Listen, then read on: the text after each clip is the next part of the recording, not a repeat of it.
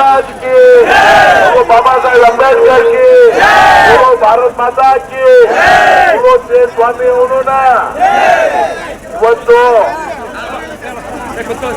ನಮ್ಮ ಕಲಬುರಗಿ ಜಿಲ್ಲಾದ ಯಡ್ರಾಮಿ ತಾಲೂಕಿನಲ್ಲಿ ಒಂದು ಭಯಾನಕ ಕೃತಿಯಾಗಿದೆ. ಒಬ್ಬ ಅಮಾಯಕ ಮಗಳು ಹುಡುಗಿ 11 ವರ್ಷದ ಹುಡುಗಿ ಒಂದು ಕೋಚಿಂಗ್ ಕ್ಲಾಸ್ ಅಲ್ಲಿ ಒಬ್ಬ ಶಿಕ್ಷಕ ಅತ್ಯಾಚಾರ ಮಾಡಿದ್ದಾರೆ.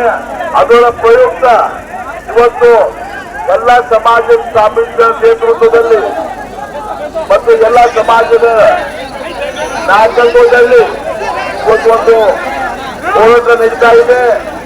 ನಮ್ಮ ಬಂಜಾರ ಹಾಸ್ಟೆಲ್ನಿಂದ ಐತಿಹಾಸಿಕರಿಗೆ ಶಾಂತಿಯುತ ಜನರು ಬರ್ತಾ ಇದ್ರು. ಆದ್ರೆ ಕೆಲವು ಹೊರಗಿನ ಕಿಡಿಗೇಡಿಗಳು ನಮಗೆ ಸಂಬಂಧ ಇಲ್ಲದ ಕಿಡಿಗೇಡಿಗಳು ಬಂದು ಕಲ್ಲು ತೂರಾಟ ಮಾಡ್ತಾ ಇದ್ದಾರೆ. ಬಂಧುಗಳೇ, ಅವ್ರು ನಮ್ಗೆ ಸಂಬಂಧ ಇಲ್ಲ. ಕೆಲವು ಕಿಡಿಗೇಡಿಗಳು ಬಂದು ನಮ್ಮ ಹೋರಾಟಕ್ಕೆ ಕೆಟ್ಟ ಹೆಸರು ತರಲಿಕ್ಕೆ ಕೆಲವು ಕಲ್ಲು ತೂರಾಟ ಮಾಡೋದನ್ನು ನಾವು ಖಂಡಿಸ್ತೇವೆ. ಮೊದಲು ಎರಡನೇದಾಗಿ ನಿಮಗೆ ಗೊತ್ತಿದೆ, ನಮ್ಮ ಬಂಜಾರ ಸಮಾಜದವರು ಶಾಂತಿ ಪ್ರಿಯರು. ಬಹಳಷ್ಟು ಹೋರಾಟಗಳು ಮಾಡಿ ಬಂದೀವಿ ನಾವು. ಯಾವುದೇ ಒಂದು ಕಾನೂನು ತೆಗೆದು ತಗೊಂಡಿಲ್ಲ. ಆದ್ರೂ ಕೆಲವರು ಹೊರಗಿಂದ ಬಂದು ಡಿಸ್ಟರ್ಬ್ ಮಾಡಿದ್ದಕ್ಕೆ ನಾವು ಮತ್ತೊಮ್ಮೆ ಕ್ಷಮಿಸಿದ ಅಂತ ಇವತ್ತು ನಾವು ಒಂದು ನ್ಯಾಯಕ್ಕಾಗಿ ಹೋರಾಟ ಮಾಡ್ತಾ ಇದ್ದೀವಿ. ಇವತ್ತು ಸರ್ಕಾರ ಬಂದ ಮೇಲೆ, ಕಾಂಗ್ರೆಸ್ ಸರ್ಕಾರ ಬಂದ ಮೇಲೆ 1.5 ವರ್ಷದಿಂದ ಅನೇಕ ಘಟನೆಗಳಾಗಿವೆ ಇತ್ತು. ನಾವು ಕೇವಲ ಬಂಜಾರ ಸಮಾಜ ಅಲ್ಲ, ಯಾವುದೇ ಸಮಾಜಕ್ಕೆ ಅನ್ಯಾಯ ಆದಾಗ ನಮ್ಮ ಎಲ್ಲ ಶ್ರೀಗಳು ಅವ್ರ ನೇತೃತ್ವದಲ್ಲಿ ಇಂಥ ಹೋರಾಟಗಳಾಗ್ತಾ ಇವೆ ಬಂಧುಗಳೇ. ಅದಕ್ಕೆ ನಾವು ನಮ್ಮ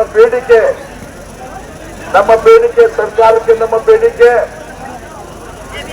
ಯಾರಿಗೆ ಯಾವ ಮನೆಯವರಿಗೆ ಅಲ್ಲಿ ಅತ್ಯಾಚಾರ ಆಗಿದೆ ಅವ್ರಿಗೆ ನ್ಯಾಯ ಒದಗಿಸಿಕೊಡಬೇಕು.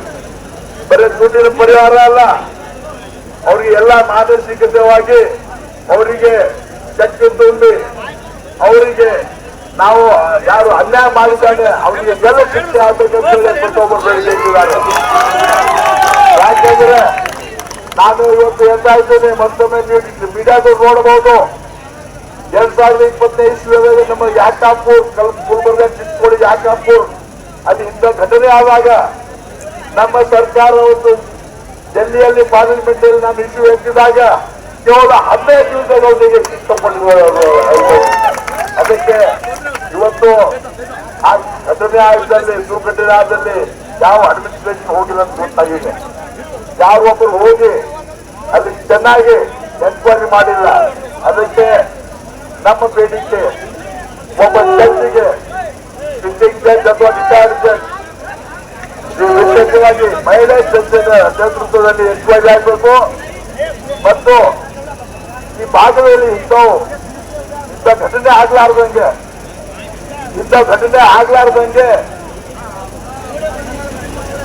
ಹೆದರಿಕೆ ಆಗುವಂತ ಪನಿಷ್ಮೆಂಟ್ ಕೊಡಬೇಕು. ಅವನಿಗೆ ಇವತ್ತು ಆ ಕೃಷಿ ಮಾಡಿದವನಿಗೆ